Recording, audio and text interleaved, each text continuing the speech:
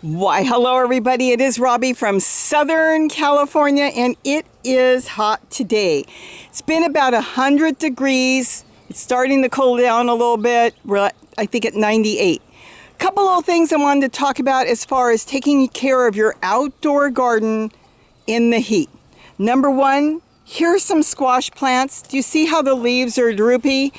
And I know the temptation is to get out there and hit it with water and cool it down. Well, let me tell you something, that would be the worst thing you can do. The plant is designed to do this.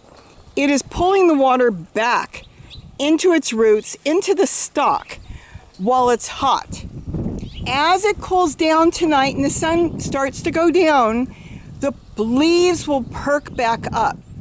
If you feel that your plant really needs water, put the hose on the bottom where the roots are, at the base of the plant. Try not to get the leaves wet. If it's really hot and you're at 100 degrees and you get the leaves wet, that's like you're putting a pot of greens in boiling water on your stove and cooking them, because it's going to get wet and you're going to end up cooking the leaves, and you could end up causing it all to just fry. In other words, the next day your leaves will be brown and they'll all crumble away. So water the base of your plant, don't water the top of your plant. That's a big thing to remember, and I think you'll be okay. And that goes with a lot of your other plants as well. Don't go through and spray it and try to wash everything down, because when it's that hot, and I'm talking about very hot, not just a normal day of 70, 80 degrees, but a hot day, when you get close to 100 degrees, all you'll end up doing is cooking your plants. So water the roots of the plant underneath the plants. And one other tip I do want to bring up as far as watering is your hose. Don't leave the hose in, let's say, one of your water containers, in one of your flower pots or your totes, or even next to something growing in the ground, because when you turn that water on, I have seen it as high as 170 degrees. Today, being later in the day, I just tested it, and I'll show you. I used my thermometer. I carry this around, and I can use the electronic thermometer. After turning it on and running over to check it, it had already dropped to 130 degrees. If you water the roots or flower pot or anything at that heat, you may not be able to have the plant recover. You may end up losing the plant. So take the hose out, put it on some place where there's no plants, like where I've got it now, right there, just on the wood chips, and then let it run until it at least gets down to 80 degrees, and it should only take a few minutes. And then once it's cool, then you can go ahead and water your plants. That's usually during the day. You're not going to have any problems at night because you don't have the sun beating on it. And this would be, you know how they make solar water heaters and they put the water on the top running through the tubing? Well, that's what's happening here. You've got all this hose, or I have all this hose that has got water in it. Remember, there's always water in it. And when you turn it on, this is a long hose, so the longer the hose, the hotter it's going to be for longer length of time. That's where the issue is. But this hose is acting like a solar type water system, and it's heating it up. This can also happen with automatic waters. If you've got the hose out and then it goes on, like a drip system, if you've got any issues with your plants, check that out. Check it with a thermometer if you've got issues. If you don't have issues, don't worry about it.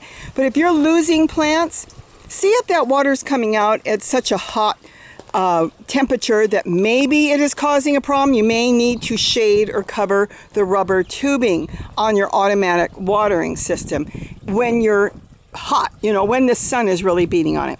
All in all, that's really the main thing you need to know. You can always get a sun sail, or you can get some shade cloth if you have to shade some of your plants.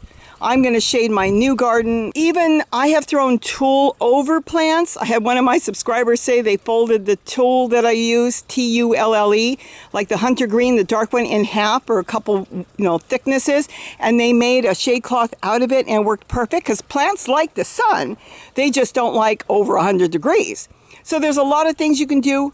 My garden, everything in here, they'll survive. They may lose a couple leaves, and there'll be some yellow ones coming, and There's compost, so it doesn't bother me. I water usually in the evening. It's really good if you can water in the morning. Morning's always better. But just make sure the plants are well watered, and then you should be good to go. Just don't, during the day, when it's 100 degrees and the sun is up, hit those plants because you could end up just frying the leaves, and you want to keep the leaves nice. Don't worry if they look a little sad. A little sad is okay. Water it when the sun goes down, and you should be good to go. Like if I were here and I wanted to hose these plants off, these are in the shade now. So now I could spray the plants if I wanted to because it's not going to fry in the sun. The thing is, direct sunlight is what can cause an issue at 100 degrees. Now, once the sun is dropped and you've got shade, you can hit them with water if you wanted to. You don't have to worry about cooking the leaves at this point. Let's go look at a sun sail I just got real quick. Now this is a sun sail. I picked this up on eBay for like $22, $23. And this will give the plants just a little bit of shade. So they're not in the direct sunlight all day when it's going to be 100 plus degrees. It could get as hot as 110 here. They will give them some shade and some sun. Right now they are in the sun, but the sun is starting to go down. We're in late afternoon. Like I said, it cooled down a little bit, like 2-3 degrees. But they're doing fine in totes. Again, I've talked about that. I do a lot of container gardening. I keep my holes up.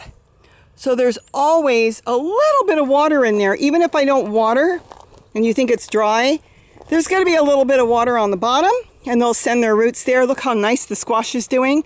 A lot of this was just planted and they're seedlings and I'm still working on this. But like I said, you can always get a sun sail. You can get some shade cloth. You can use tulle. You know, you could even rig up for each plant an old t-shirt on some tomato stakes, and you could shade something if you had to. But the main thing that I wanted to talk about is, let's say this was droopy. You don't want to hit the leaves with water during the day. Just water underneath. And here, let's say I'm going to use some compost tea that's coming out. You would go underneath where the plant is, and the plant will really appreciate that. And you could do it with a hose or a watering can. Just keep the leaves dry until the sun goes down. Once the sun goes down, then you don't have to worry about cooking your plants. The other thing you can do during those really hot times is when you've got leaves that are definitely not doing the plant any good, you can just take those off and compost those leaves, because they're not really utilizing anything that is really brown. Even this one, see, all it's trying to do is feed a stem. You can trim off those leaves and compost the real brown ones. I wouldn't take the ones that are just a little bit, but anything that's got major, you know, like this one, major brownness to it, just take those leaves, compost them, and leave the plant looking better so it doesn't have to try to take care of leaves that it no longer has a use for. That will also help the plant to retain water during these hot days. See how much nicer this plant looks? And it's not trying to take care of leaves that are not doing it any good. Another thing is this tomato plant is doing really good, but if you've got some leaves that really look good, but a couple of them are yellow, like this one right here, you don't have to take the whole leaf. You could just take that one part off